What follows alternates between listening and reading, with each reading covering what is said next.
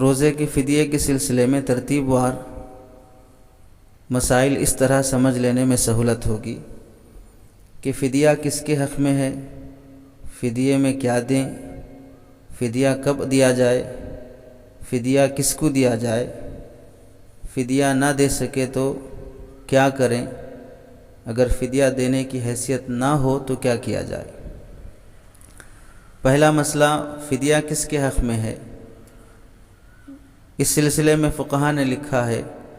قرآن مجید کی آیت اور احادیث کی روشنی میں کہ مریض دو طرح کے ہوتے ہیں، جو روزہ نہیں رکھ سکتے ہیں، روزہ رکھنے کی طاقت و قدرت نہیں ہے،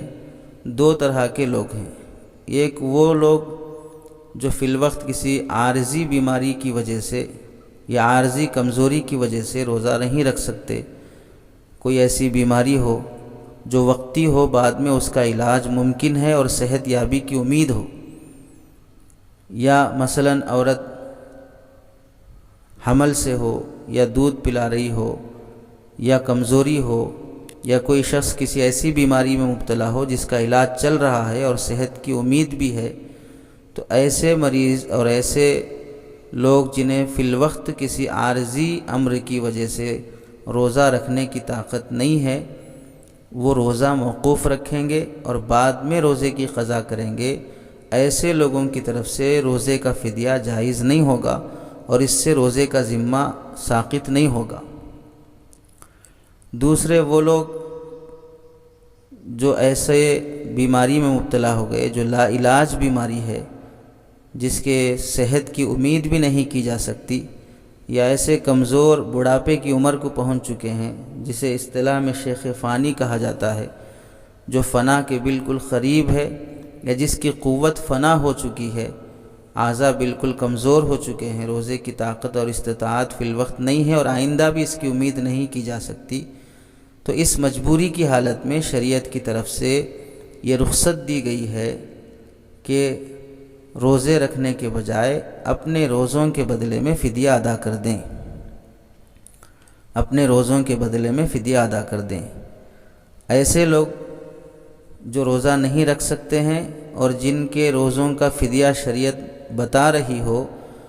ان کی طرف سے کوئی دوسرا ان کا رشتہ دار یا کوئی بھی مسلمان روزہ نہیں رکھ سکتا ہے، یا تو خود روزہ رکھیں گے اگر طاقت و استطاعت ہے، یا نہیں تو فدیہ ادا کریں گے۔ اس کے علاوہ کوئی دوسرا ان کی طرف سے روزہ رکھ دے، یہ شریعت میں جائز نہیں ہے۔ جو بھی رکھے گا وہ اپنی طرف سے روزہ رکھے گا، وہ اپنا فرض ادا کرے گا۔ عبادات بدنیہ میں شریعت میں نیابت جائز نہیں ہے، کوئی کسی کا نائب نہیں بن سکتا کہ میری نماز تم پڑھ لو، میرا روزہ تم رکھ لو، یہ شریعت میں جائز نہیں ہے۔ فدیے کے سلسلے میں قرآن مجید کی آیت میں اللہ رب العزت ارشاد فرماتے ہیں وَعَلَى الَّذِينَ يُطِيقُونَهُ فِدْيَةُ طَعَامُ مِسْكِينٍ، جو لوگ روزہ رکھنے کی طاقت نہیں رکھتے ہیں انہیں مسکین کو کھانا کھلانا ہے، فدیہ دینا ہے۔ اس آیت کے تحت میں حضرت ابن عباس رضی اللہ تعالیٰ عنہما کا اثر امام بخاری رحمۃ اللہ علیہ نے نقل فرمایا، هو الشیخ الکبیر والمرأة الکبیرة لا یستطیعان ان یصوما فیطعمان مکان کل یوم مسکینا، بخاری شریف حدیث نمبر 4505، کہ شیخ کبیر یعنی بوڑھا شخص اور بوڑھی عورت جو روزہ رکھنے کی طاقت نہیں رکھتے ہیں، وہ ہر دن کے بدلے میں ایک مسکین کو کھانا کھلا دیا کریں۔ ایسے ہی فقہ حنفی کی کتاب فتاوی شامی میں علامہ شامی رحمۃ اللہ علیہ لکھتے ہیں فَإِنْ عَجَزَ عَنِ الصَّوْمِ أَطْعَمَ 60 مِسْكِينًا كَالْفِطْرَةِ،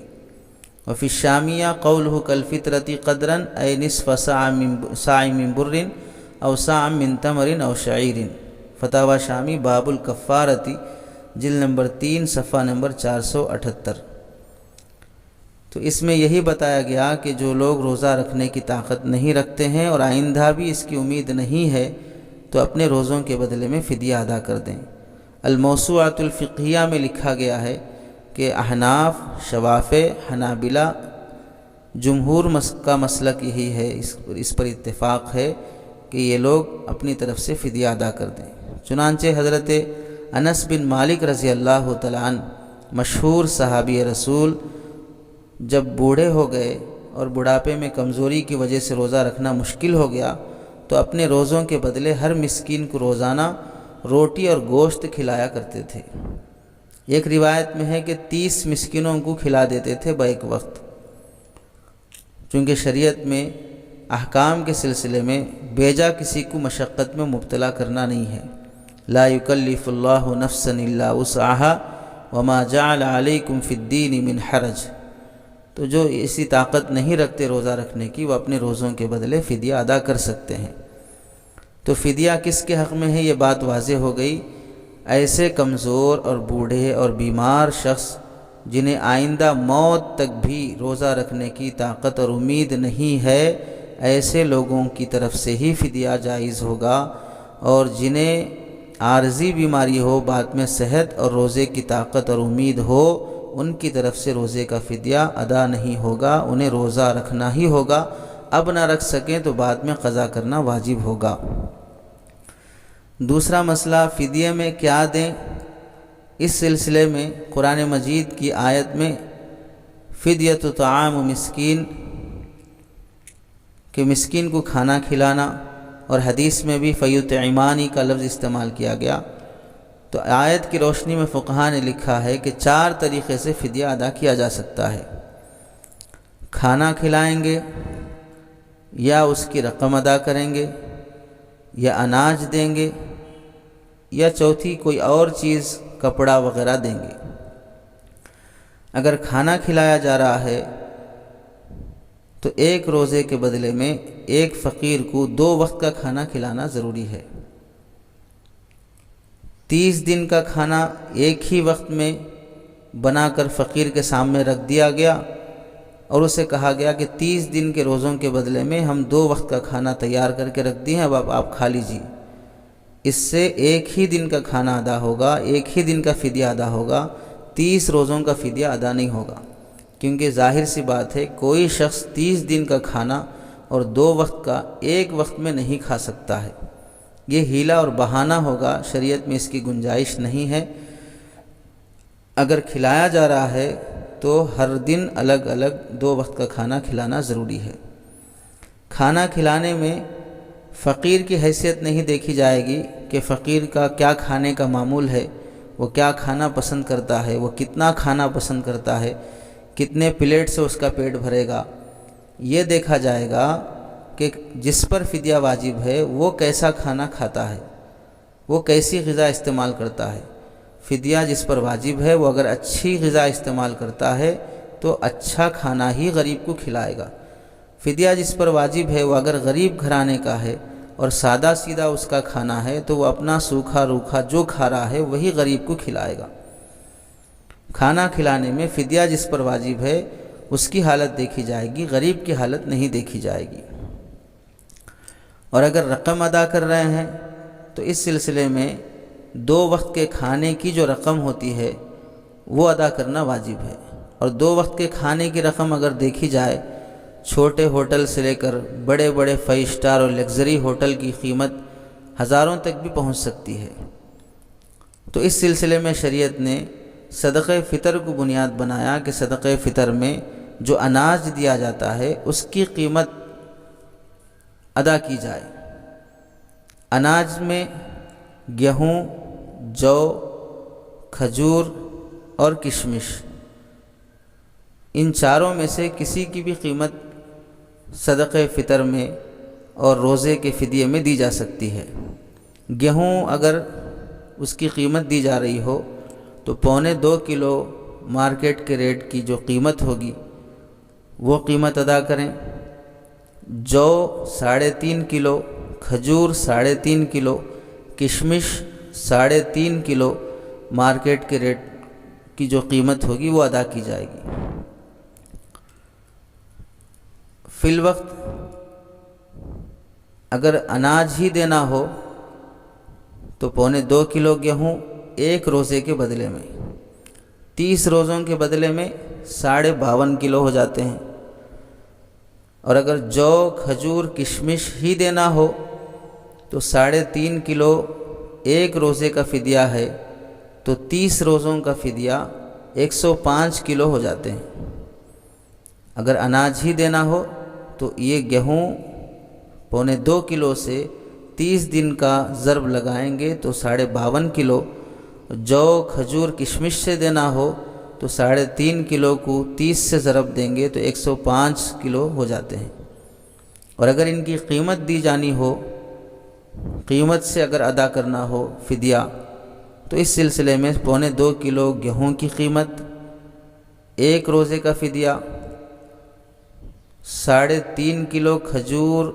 جو کشمش کی قیمت، ایک روزے کا فدیہ ہوگا۔ اب اسے 30 سے ضرب دے کر جتنی قیمت بنتی ہو وہ ادا کی جائے گی۔ چنانچہ یہاں حیدرآباد کے لحاظ سے جو ان میں سے معتدل درجے کے گیہوں اور ان چیزوں کی قیمت جو معلوم کی گئی، احقر نے معلوم کرنے کی جو کوشش کی ہے مارکیٹ میں مشہور تاجروں سے، اچھا والا گیہوں آج کل جو قیمت چل رہی ہے لاک ڈاؤن کے زمانے میں، وہ 44 سے 48 روپے ایک کلو گیہوں کی قیمت ہو رہی ہے۔ تو اس لحاظ سے 2.25 کلو گیہوں کی قیمت 72 روپے ہوتی ہے، اور 72 کو 30 سے ضرب دیا جائے گا تو 2160 روپیہ 30 دن کے روزوں کا فدیہ ایک شخص کا بنتا ہے۔ اور اگر جو سے قیمت لگا کر فدیہ ادا کرنا ہو تو 3.5 کلو جو، 3.5 کلو جو کی قیمت، 1 کلو جو کی قیمت ہے 70 روپے اچھا والا، تو 3.5 کلو 245 روپے ہوتے ہیں ایک دن کا فدیہ۔ اس کو اگر 30 دن سے ضرب دیا جائے گا تو 7350 روپیہ ایک روزے دار کا فدیہ ہوتا ہے پورے رمضان کا۔ اور اگر کشمش زیادہ جو مارکیٹ میں اور گھروں میں استعمال ہونے والا معمولی درمیانی درجے کا، اس کی اگر قیمت دیکھی جائے تو 220 روپیہ ایک کلو ہے، 3.5 کلو 770 روپیہ ہوتا ہے۔ 770 روپیہ کو 30 دن سے ضرب دیا جائے گا تو 23,100 روپے ہوتے ہیں۔ 23,100 روپیہ ایک آدمی کے 30 روزوں کا فدیہ ہوتا ہے۔ کھجور درمیانی درجے کا اگر دیکھا جائے، ویسے کھجور کی مختلف قیمتیں ہیں، کوالٹیز ہیں۔ بالکل معمولی درجے کا جو بینڈ کھجور آتا ہے وہ 120 روپے آج کل فروخت ہو رہا ہے، اس سے تھوڑا آگے کا 250 روپے میں مل رہا ہے۔ سکری کھجور جو مارکیٹ میں چل رہا ہے 400 روپے کے آس پاس ہے، اور کلمی کھجور جو فروخت ہو رہا ہے وہ 650-700 روپے میں فروخت ہو رہا ہے۔ اجوا کھجور 1300 سے 1400 روپے فی کلو فروخت ہو رہا ہے۔ تو ان سب قیمتوں میں درمیانی درجے کا آپ اندازہ کریں گے تو 400 روپے سکری والی جو قیمت ہے وہ 400 روپے ہے، اس سے نیچے کا 250، اس سے نیچے کا 120، 400 سے آگے جائیں گے تو 650-700، پھر 1300 سے 1400 ہے۔ تو 400 روپے والی کھجور کی قیمت لگائی جائے، 3.5 کلو 1400 روپے ہو جاتے ہیں ایک دن کے فدیے کا، اور 1400 روپے کو 30 سے ضرب دیا جائے گا تو 42,000 روپے ہوتے ہیں۔ تو ایک روزے دار کا فدیہ کھجور کے لحاظ سے پورے رمضان کا 42,000 ہوتا ہے۔ اب ان چاروں میں سے درمیانی درجے کا کون سا ہے؟ گیہوں، جو، کھجور، کشمش۔ آپ اندازہ کریں، گیہوں کا بالکل کم ہے 2160 روپیہ، کھجور کا بالکل زیادہ ہے 42,000 روپیے، اور جو اور کشمش، ان دونوں میں جو کا بن رہا ہے 7,350 روپیہ اور کشمش کا ہو رہا ہے 23,100 روپیہ۔ تو اس میں درمیانی درجے کا اگر دیکھا جائے گا تو یا تو جو کی قیمت سے ادا کی جائے 7,350 روپیہ یا 23,100 روپیے۔ ہر آدمی اپنے مالی حیثیت کا لحاظ رکھتے ہوئے، ہر شخص اپنی مالی حیثیت کا لحاظ رکھتے ہوئے فدیہ ادا کرنے کی کوشش کرے، محض گیہوں پر اکتفا نہ کرے، کم سے کم درجے کا انتخاب کرنا یہ شریعت کے مزاج کے خلاف ہے۔ اللہ رب العزت نے جہاں پر فدیے کے احکام بیان فرمائے، وہاں پر اللہ نے یہ لفظ بھی فرمایا فَمَن تَطَوَّعَ خَيْرًا فَهُوَ خَيْرٌ لَهُ، جو اپنی طرف سے زائد نفل عبادت کر لے گا وہ اس کے لیے بہتر ہوگا۔ اس میں روزہ رکھنے کی جہاں پر ترغیب دی گئی ہے، وہیں اس میں اشارہ بھی ملتا ہے کہ جو شخص روزہ نہ رکھ سکتا ہو وہ فدیہ دینے میں زائد اپنی طرف سے کچھ بڑا چڑھا کر دے گا، زائد اپنی طرف سے ادا کرے گا تو وہ اسی کے حق میں بہتر ہوگا، چونکہ یہ جو فدیہ دیا جا رہا ہے کسی نفل روزے کا نہیں، یہ رمضان کے فرض روزوں کا فدیہ ہے۔ اب آپ اپنی حساب سے اندازہ لگا لیں کہ آپ کے روزے کی قیمت حیثیت کیا ہے۔ ویسے یہ روزے کا بدل شریعت میں جو بنایا گیا ہے یہ حکم الہی ہے، ہماری عقل میں آئے نہ آئے روزے میں تو بھوکا رکھا جاتا ہے، اور یہاں پر کھلانے کو، پیٹ بھرانے کو روزے کا بدل بنایا جا رہا ہے۔ امر تعبدی ہے اور ہم اس کے ماننے کے پابند ہیں، تو کوشش یہی کی جائے کہ گیہوں کو بنیاد بنانے کے بجائے جو یا کشمش کو بنیاد بنائی جائے۔ البتہ اپنے اپنے شہروں کے لحاظ سے، علاقوں کے لحاظ سے قیمتیں مختلف ہو سکتی ہیں، یہ جو بیان کیا گیا ہے اپنی معلومات سے قیمتیں بیان کی گئی ہیں۔ اگر کسی علاقے میں قیمتیں مختلف ہوں، وہاں کی قیمت کے لحاظ سے 1.25 کلو 3.5 کلو کا 30 سے ضرب دے کر اپنا حساب کر کے اس کو بنیاد بنا سکتے ہیں اور وہ مسئلہ بتا سکتے ہیں، لیکن بہتر یہی ہے کہ درمیانی اور متوسط درجے کو بنیاد بنائی جائے، گیہوں کو بنیاد نہ بنایا جائے جو بالکل کم ہو جاتا ہے، چونکہ ظاہر سی بات ہے 72 روپے فی روز کا اگر فدیہ بنایا جائے تو 72 روپے میں 2 وقت کا کھانا کہاں سے آئے گا؟ قرآن مجید میں جو فرمایا گیا کہ 2 وقت کھانا کھلایا جائے مسکین کو، اور اس کی تشریح میں 2 وقت کا لکھا گیا ہے، تو پھر 2 وقت کا کھانا 72 روپے میں کہاں سے آ جاتا ہے؟ اور کھانا خود کھلائیں گے بھی تو 72 روپے کہاں سے؟ 72 روپے کا خرچ تو بہت کم ہو جاتا ہے، گھر سے بھی اگر کھلایا جائے گا تو بھی کم ہو جاتا ہے، ایک وقت کا کھانا کسی کا 30-35 روپے میں بننا مشکل ہوتا ہے۔ تو اس لیے جو کو بنیاد بنایا جائے یا کشمش کو بنیاد بنائی جائے۔ یہ فدیے کے سلسلے میں دوسرا مسئلہ تھا کہ فدیے میں کیا دیں، تو اگر کھانا کھلائیں 2 وقت کا کھلانا ہے، اپنی حیثیت سے اناج دینا ہے 2.25 کلو گیہوں، جو کھجور کشمش سے دینا ہے تو 3.5 کلو، رقم ادا کرنی ہے تو ان کی قیمتوں کا بھی حساب بتایا گیا،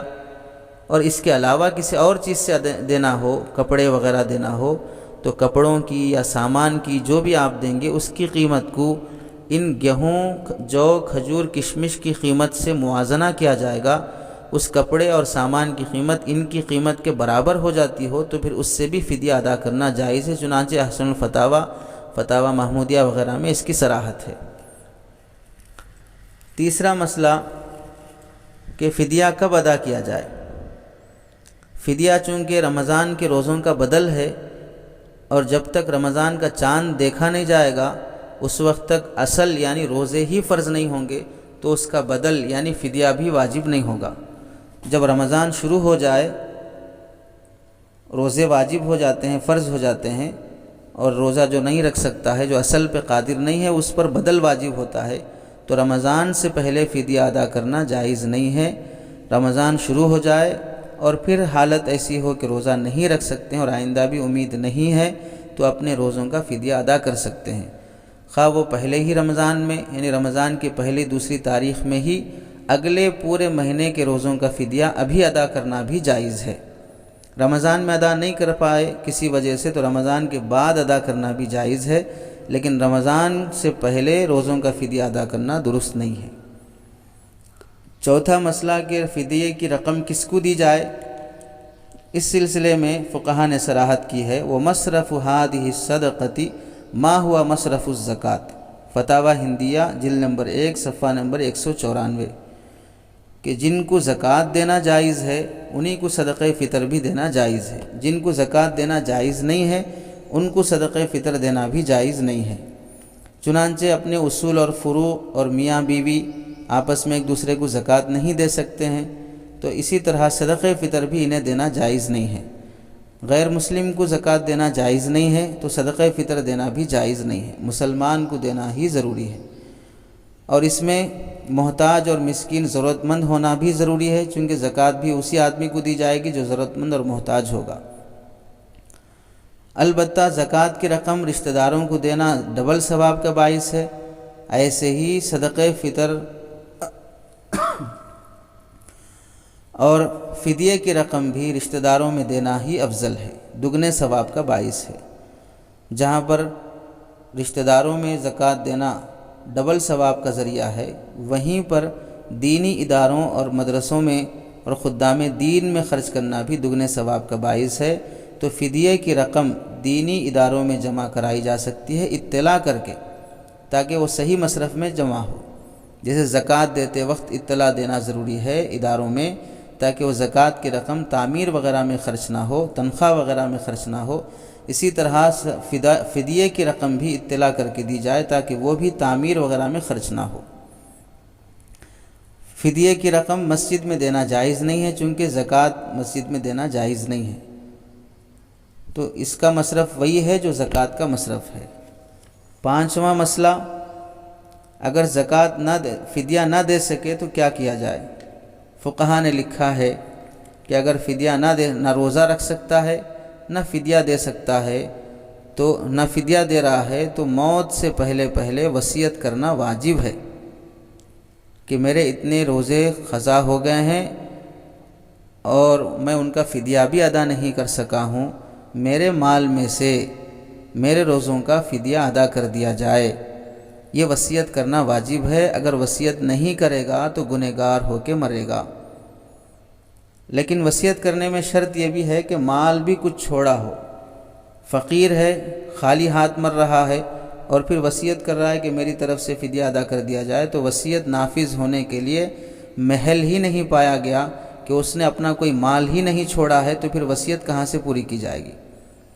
شریعت میں تو حکم یہ ہے کہ اگر وہ مال چھوڑ کر بھی مر رہا ہے، پھر بھی اس کے تہائی مال سے ہی اس کی وصیت نافذ ہوگی۔ اب یہاں مال ہی نہیں چھوڑ رہا ہے اور پھر وصیت کر رہا ہے، تو وصیت کیسے نافذ ہوگی؟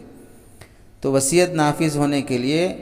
مال چھوڑ کے مر رہا ہو تو پھر وصیت کرنا واجب ہے کہ میرے مال میں سے میرے روزوں کا فدیہ ادا کر دیا جائے، میں نے اتنے رمضان کے روزے نہیں رکھے ہیں۔ اگر مال چھوڑا ہے اور وصیت بھی کیا ہے تو اس صورت میں وارثین کی ذمہ داری ہے کہ تدفین کے عمل سے فارغ ہونے کے بعد میت کے قرضے کا حساب لگائیں۔ اگر قرض دار ہے تو اس کا قرضہ ادا کیا جائے وراثت میں سے، پھر اس کے بعد تیسرے درجے میں اس میت کی وصیت نہ پوری کی جائے، اس کے 1/3 میں سے، اس کی پراپرٹی کے 1/3 میں سے، ایک تہائی مال میں سے اس کی وصیت نافذ کی جائے اور اس کے روزوں کا فدیہ ادا کیا جائے۔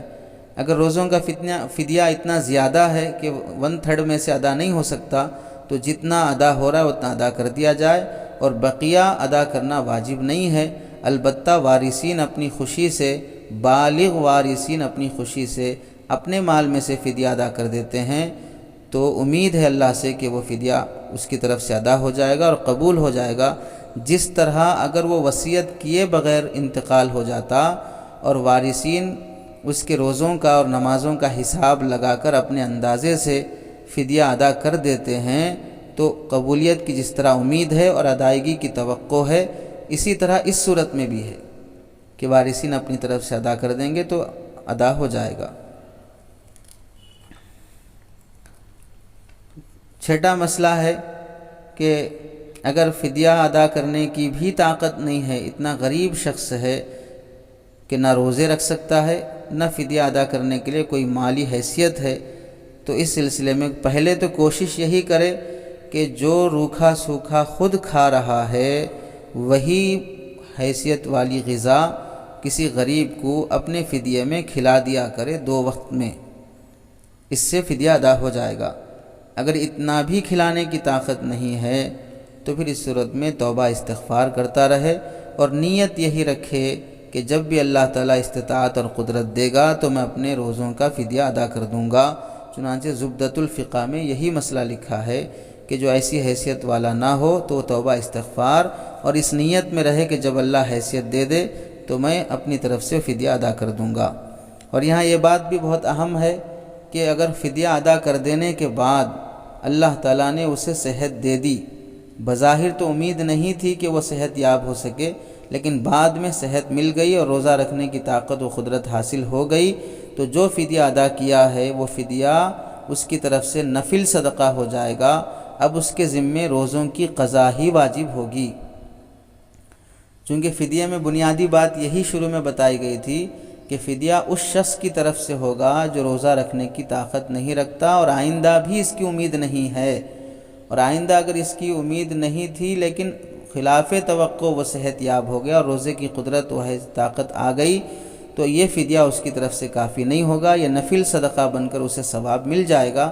اسے اپنے روزے ساقط اور ذمہ آدمی سے ادا ہونے کے لیے روزے رکھنا ضروری ہوگا۔ فدیے کی پوری رقم ایک غریب کو بھی دی جا سکتی ہے، 30 روزوں کا فدیہ ایک آدمی کو بھی دینا درست ہے،